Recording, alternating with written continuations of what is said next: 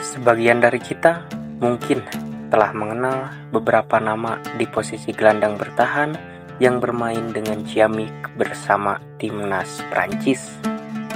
Nama-nama beken seperti Claude Makélélé, Didier Deschamps, sampai Blaise Matuidi menjadi nama yang sulit dilepaskan dari ingatan. Kali ini kita akan membahas figur pemain sepak bola yang diyakini sulit dibenci. Permainannya yang hebat, senyumnya yang menawan, dan sikap rendah hatinya yang mampu membuat publik sepak bola terpana. Sosok yang rendah hati serta kegigihan yang tiada henti berhasil membuat Kanté mampu mewujudkan impiannya semasa kecil, yaitu mengangkat derajat keluarganya. N'Golo Kanté.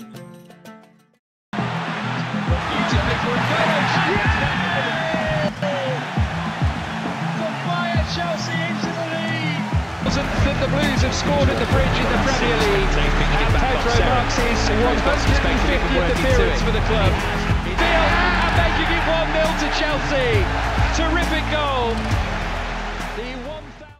So unlucky there, Fabregas, to be fair to him. Great tackle. N'Golo Kanté encapsulated in one. N'Golo Kanté lahir pada 29 Maret 1991 di Paris, Prancis. Orang tuanya adalah imigran dari Mali yang mencari kehidupan yang lebih baik di Eropa pada tahun 1980-an. Kanté kehilangan ayahnya ketika ia berusia 11 tahun dan sejak saat itu ia tinggal bersama ibunya. Sejak kecil, Kanté sudah menyadari pentingnya kerja keras dalam hidupnya, dan setiap hari ia berusaha untuk meringankan beban keluarganya. Kanté adalah anak pertama dari pasangan Tuan Latte dan Nyonya Kanté. Ia dibesarkan di sebuah apartemen kecil di Rueil Malmaison, sebuah daerah suburban yang padat di kota Paris, yang dikenal sebagai tempat tinggal para pekerja keras. Tumbuh di Rueil Malmaison, masa kecil Kanté dihabiskan dengan menjadi pemulung. Ia berjalan jauh ke bagian timur kota Paris untuk mengumpulkan limbah dan sampah. Barang-barang tersebut ia jual ke perusahaan daur ulang. Kanté pun menyadari bahwa pekerjaannya tidak cukup untuk memenuhi kebutuhan keluarganya. Saat itu, ia memiliki impian yang tinggi dan bertekad untuk bekerja keras agar bisa membebaskan keluarganya dari kemiskinan. Kehidupan keluarga yang kurang mampu membuat Kanté lebih memilih untuk bekerja daripada menonton pertandingan sepak bola. Ia hanya menyaksikan pertandingan sepak bola ketika ada bar atau kafe yang menayangkan pertandingan di televisi. N'Golo Kanté bercita-cita menjadi pemain sepak bola ketika banyak klub remaja bermunculan di sekitar rumahnya. Kanté mulai memahami makna sepak bola dan timnas Prancis saat itu benar-benar mengagumkannya. Bagi Kanté, hal ini terasa istimewa karena skuad Prancis saat itu terdiri dari banyak imigran seperti Zinedine Zidane, Lilian Thuram, Patrick Vieira, dan Nicolas Anelka. Melalui kontribusi para imigran tersebut, Prancis berhasil meraih gelar juara dunia. Selain memulai mengenal sepak bola melalui Piala Dunia 1998, Kanté yang sebenarnya adalah seorang pemulung mampu mendapatkan keuntungan besar dari acara tersebut. Setiap harinya, ia bisa mengumpulkan banyak limbah dari wisatawan yang datang ke Prancis. Sampah yang dibuang oleh para penggemar sepak bola dari berbagai belahan dunia itu menjadi barang yang sangat berharga bagi N'Golo Kanté. Tak lama setelah Piala Dunia 1998, Kanté yang saat itu berusia 8 tahun sangat ingin menjadi pemain sepak bola. Ia bergabung dengan JS Suresnes di pinggiran barat Paris. Setelah bergabung bersama akademi, Kante menjadi pemain yang paling menonjol dalam tim itu. Namun, banyak yang meragukan kemampuannya karena dengan postur tubuh yang kecil, apakah Kante bisa bermain selama 90 menit? Kekurangan tersebut justru menjadi kelebihan bagi Kante. Ia belajar bagaimana menjadi gelandang yang baik dengan modal tubuh kecil. Hari demi hari, Kante berkembang bersama akademinya. Beberapa trofi berhasil diraih olehnya. Namun, ada satu hal yang paling mencolok dari sosok N'Golo Kante, yaitu ia selalu menghindari perayaan saat timnya memenangkan sebuah kejuaraan. Setelah menghabiskan 4 tahun di akademi pertamanya, Kante mulai terlibat dalam pelatihan anak-anak yang lebih muda darinya. Ia meluangkan waktu tambahan untuk melatih mereka. Dalam hal ini, Pierre Weil yang saat itu menjadi manajernya berperan penting dalam membentuk Kante menjadi sosok yang diperhitungkan. Dari situ, Kante mulai mendapatkan penghasilan. Setelah berkarir di klub lokalnya, Kante melangkah ke level yang lebih profesional. Dari tahun 2010 hingga 2012, Kante bergabung dengan Bologne. Bakatnya berhasil menarik perhatian pelatih Bologne, Duran. Setelah sukses bersama Bologne, pada tahun 2013 ia bergabung dengan tim Ligue 2 Caen dan memainkan 38 pertandingan di musim pertamanya saat mereka berada di urutan ketiga di Ligue 2, membuat mereka promosi ke Ligue 1. Dalam pertandingan keduanya, pada 9 Agustus, dia mencetak gol pertamanya untuk menyamakan kedudukan dalam kemenangan 2-1 di Laval. Kante memainkan 37 pertandingan saat Caen tetap di papan atas. Satu-satunya ketidakhadirannya adalah hukuman karena dikeluarkan dari ketika kalah 0-1 atas Rennes di kandang mereka pada 30 Agustus. Dan pada akhirnya pindah ke salah satu tim Inggris, yaitu Leicester City pada tahun 2015.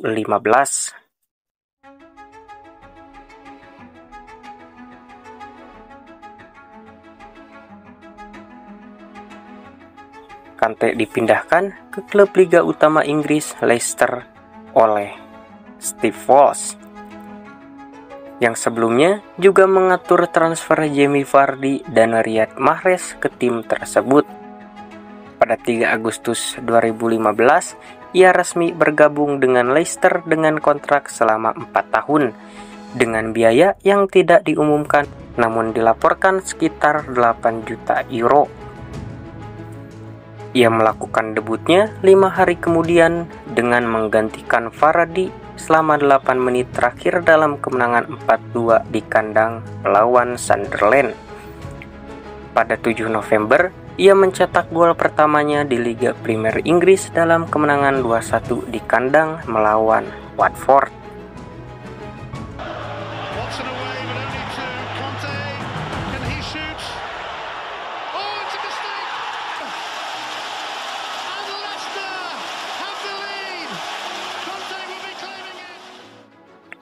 Kante menerima banyak pujian atas penampilannya yang konsisten dan mengesankan untuk Leicester, dan dianggap sebagai faktor utama keberhasilan klub dalam memenangkan Liga Premier Inggris secara luar biasa dengan banyak melakukan tackle dan intercept.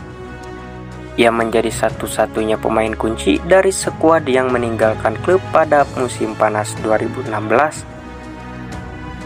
Kepergiannya menjadi salah satu penyebab utama penurunan drastis performa Leicester pada musim 2016-2017 karena klub kesulitan menemukan gelandang yang sebanding dan terampil untuk menggantikannya.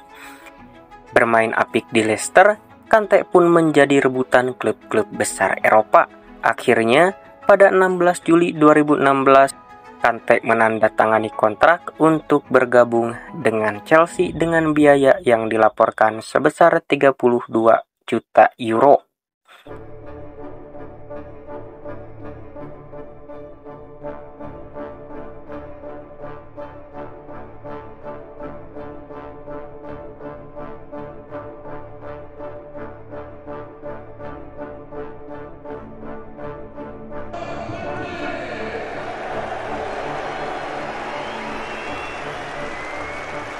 Setelah menandatangani kontrak selama 5 tahun dengan klub, Kante menyatakan, "Saya sangat senang bisa bergabung dengan salah satu klub terbesar di Eropa.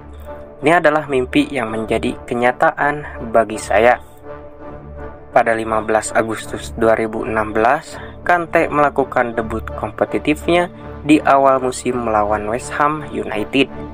Meskipun ia menerima kartu kuning dalam 3 menit pertama pertandingan, ia tampil baik sepanjang pertandingan dengan membantu Chelsea meraih kemenangan 2-1.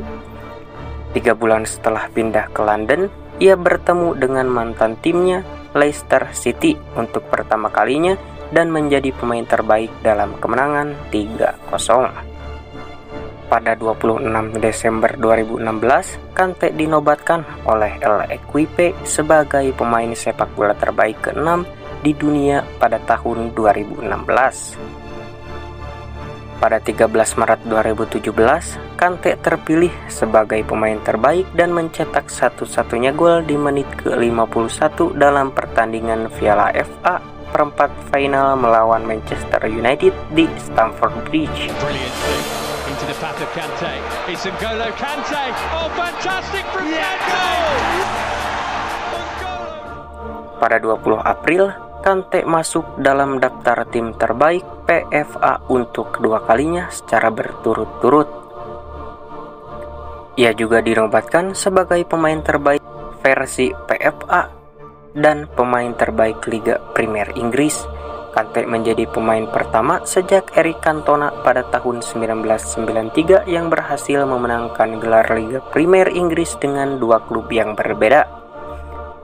Pada bulan Oktober 2017, Kante dinominasikan untuk Ballon d'Or yang diberikan kepada pemain terbaik di dunia sepak bola.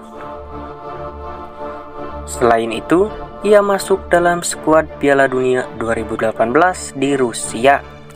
Disinilah puncak karir N'Golo Kante. Ia dan teman-temannya sukses membawa Prancis menjadi juara dunia dengan menundukkan Kroasia di laga final. Keluguan Kante kembali tercermin saat ia menjadi pemain terakhir yang mengambil foto dengan trofi Piala Dunia.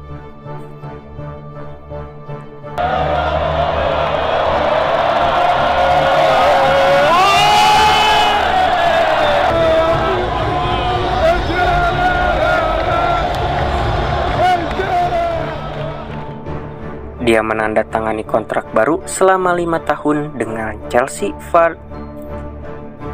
pada 23 November 2018 menjadikannya sebagai pemain dengan gaji tertinggi di klub tersebut.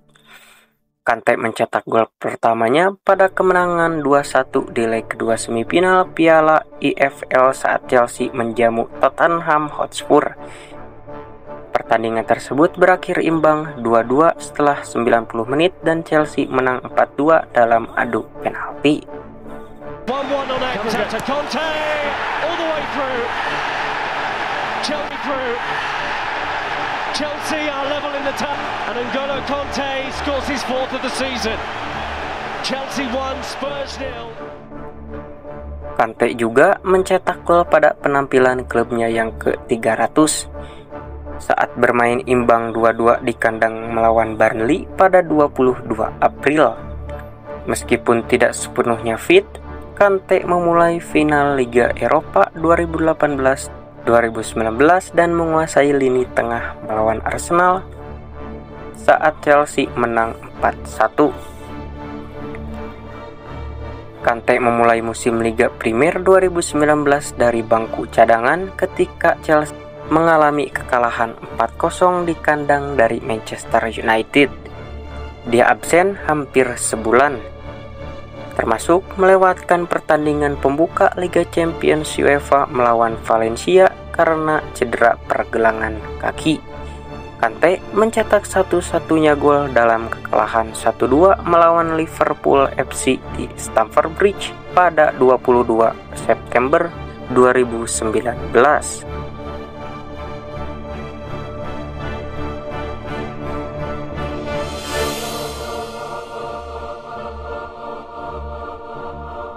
Gol pertamanya di musim itu dinominasikan untuk penghargaan gol terbaik Liga Inggris. Bulan itu bersama rekan setimnya di Chelsea, Fikayo Tomori, Kante merayakan penampilannya yang ke-150 di Chelsea dengan mencetak gol melawan Manchester City. Meskipun timnya kalah 1-2 dalam pertandingan tandang pada 23 November. Di akhir bulan itu, Kante mengungkapkan bahwa dia memutuskan untuk tidak pindah ke PSG dan berkata, "Terkadang kami tidak tahu kemana kami ingin pergi, tetapi kami tahu apa yang kami miliki." Dia bilang dia merasa baik di London dan percaya pada proyek di Chelsea. Pada Mei 2020, di tengah pandemi COVID-19, Kante memilih untuk berlatih dari rumah setelah Chelsea melanjutkan latihan di lokasi. Klub pun mendukung keputusannya, meskipun dia harus melewatkan sisa musim itu. Kante tampil mengesankan dalam pertandingan pembuka Liga Premier Inggris melawan Brighton Hove Albion dengan kemenangan tandang 3-1 pada 14 September 2020.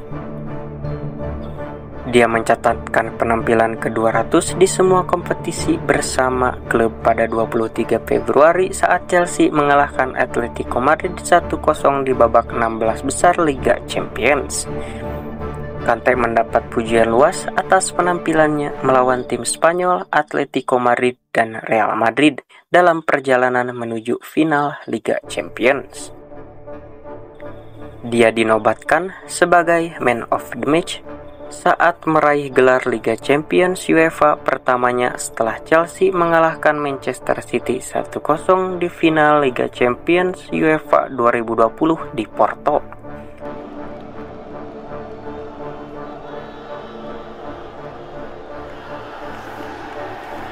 Arsene Wenger menggambarkan Kante sebagai pemain yang luar biasa dan komentator berpendapat bahwa penampilannya di Liga Champions menempatkannya dalam persaingan untuk Ballon d'Or 2021. Untuk mengantisipasi penghargaan tersebut, Kante menyatakan bahwa ini adalah penghargaan individu yang luar biasa untuk para pemain, tetapi saya melihatnya sebagai hasil dari satu musim.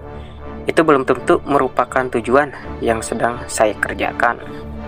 Setelah penampilan mengesankan, pemenang pertandingan Kante dalam perjalanan Chelsea menuju final Liga Champions UEFA 2020-2021, beberapa ahli menyebutnya sebagai penerus mantan pemain Prancis dan Chelsea, Claude Makelele, yang dianggap sebagai salah satu gelandang bertahan terbaik sepanjang masa. Berdasarkan penampilannya sepanjang musim, Kante dianugerahi gelar gelandang pria terbaik UEFA tahun itu pada 26 Agustus 2021. Meskipun ia kalah dari rekan setimnya di Chelsea, Jorginho, dalam penghargaan pemain terpria UEFA. Pada akhir September 2021, Kante dinyatakan positif COVID-19 di tengah pandemi dan harus menjalani isolasi mandiri selama 10 hari. Pada 8 Oktober, Kante termasuk salah satu dari 5 pemain Chelsea yang masuk dalam daftar 30 pemain terakhir untuk Ballon d'Or 2021. Pada 13 Februari 2022, ia membantu Chelsea meraih kemenangan pertama mereka di Piala Dunia antar klub FIFA dengan mengalahkan Palmeiras dengan skor 2-1. Pada tanggal 21 Juni 2023, Kante resmi ditransfer ke Al-Ittihad. Kante menandatangani kontrak berdurasi 2 tahun. Kante menerima bayaran 100 juta euro atau setara 1,6 triliun rupiah per musim. Pada tahun 2024, Kante dipanggil kembali ke timnas Prancis untuk melakoni Piala Euro 2024 di timnas Prancis. Kante menjadi pemain dengan dribble kedua terbanyak yakni 6 kali setelah Ousmane Dembele 12 kali. Kante juga membantu menciptakan peluang 2 kali dan terbanyak keempat membuat umpan dengan 110-101 yang sukses. Atas performa itu, Kante diganjar 2 kali Man of the Match di Euro. Ia menjadi pemain yang mampu menyabat gelar di Piala Eropa edisi kali ini. Namun sayang, di babak semifinal timnas Prancis harus mengakui kekalahan dari timnas Spanyol dengan skor 2-1.